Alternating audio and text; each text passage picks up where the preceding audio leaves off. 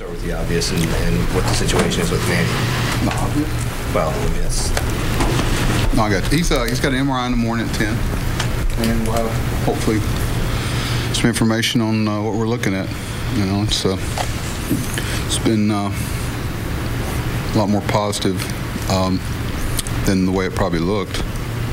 So I just got through talking with him a little bit. You know, he had 100 people around him up here with him probably. So obviously we had a game going on, but he seems in be in pretty good spirits, considering he's had some experience with it. So we're hoping for good news tomorrow. There's a chance that we may have dodged a bullet. We'll see. Did you get a sense of what exactly happened that caused the knee to sprain? I mean, not really. I haven't had time to look at it, and I've heard a couple people talk about it, but I try not to talk about something I'm not sure. I'll leave it in the doctor's hands. I'll probably take a look at it before I leave tonight, but it kind of reminds you of the torque and the things that go on all season long. People that play a lot of games and the angles you're at and different stuff. It's a wonder. I mean, it amazes me the games that these guys are able to play as it is. This team's already been pretty resilient already. The fact that Davis ends up replacing him and hit the home run, score 11 runs, I mean, you kind of step back and really feel impressed or proud. Well, I'm very proud of him, but our guys don't live in that gloom and doom. Matt went out, Wieters, there's a period there where everybody kind of, obviously we all think the world of Manny and know how much it means to him, and he's a good player on our club. So, but the game doesn't stop. Doesn't stop when Brian McCann has a concussion. Doesn't stop when Tanaka gets hurt. Doesn't stop when, the game goes on. When we lose players, like everybody does. So, we're not going to get caught up in that gloom and doom and skies falling, and we already looking at. Hopefully we don't have to DL him and he's back in a few days. Who knows? That's the way I look at it. Same way with JJ. Maybe he comes in tomorrow and ready to go. Given the uncertainty of those two for tomorrow, are you going to have to get somebody up here? Don't have to. It's certainly something we're considering. And I was looking at in the dugout. We actually looked at it before the game because we had a similar subject matter where JJ was concerned if we had to go there. So, Dan and I will talk shortly, and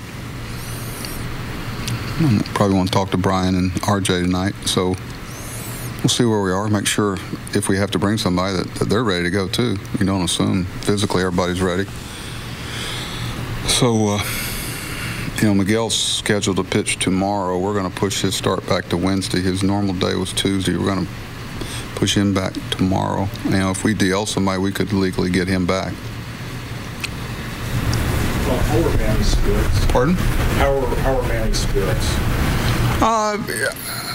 As well as can be expected. He was in the line after the game and walked in my office, and we talked a little bit. And he's like me. He's I don't. If you've been through what he's kind of been through in the past, I'm sure that initial feeling is pretty negative. But as it's going on, the doctors have looked at it and everything. He's getting some best case scenarios that we're going to dwell on until the MRI says something differently, but we'll see. Do you have the initial x-ray stuff, or? I'm not sure. I would imagine. I don't know. Did you get ask him to send you the rotation you're asking for? Did you get it? I did, but that's okay. I didn't. I asked Dan to tell you. Anyway, do you want it? Sure. Oh, wait. I'll get to it later. I can't remember that far. Buck, at the end of the day, it doesn't matter, but would you characterize the play, the rundown play? No. No? You said it didn't matter. No. Yeah, everything was fine. Where do we get our third? Where's the third error? They didn't give Jonathan an error on the ball glove side, did they?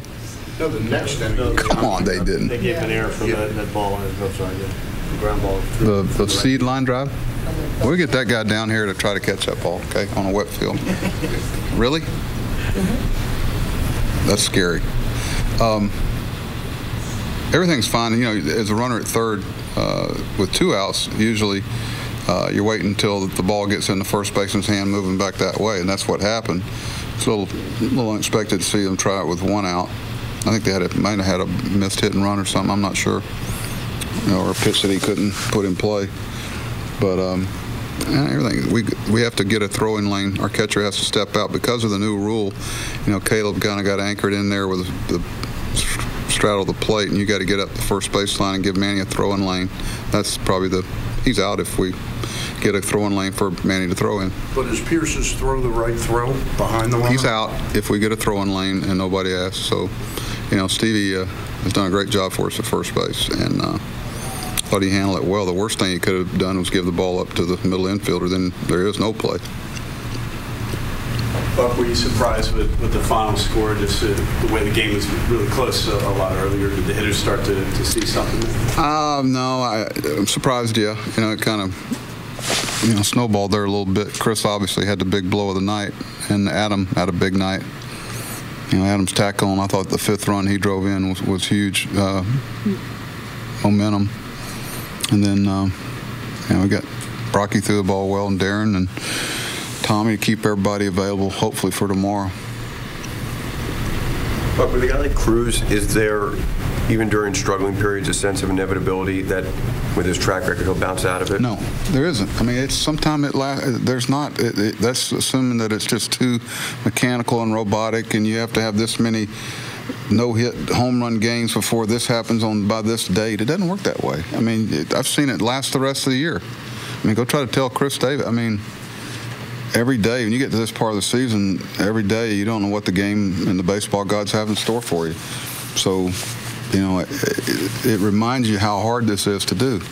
You're the best pitchers in the world, and when they get a chance to kick it when you're down, they're going to do it. And Nelly has put together 2 or 3 good games, but it doesn't mean anything tomorrow.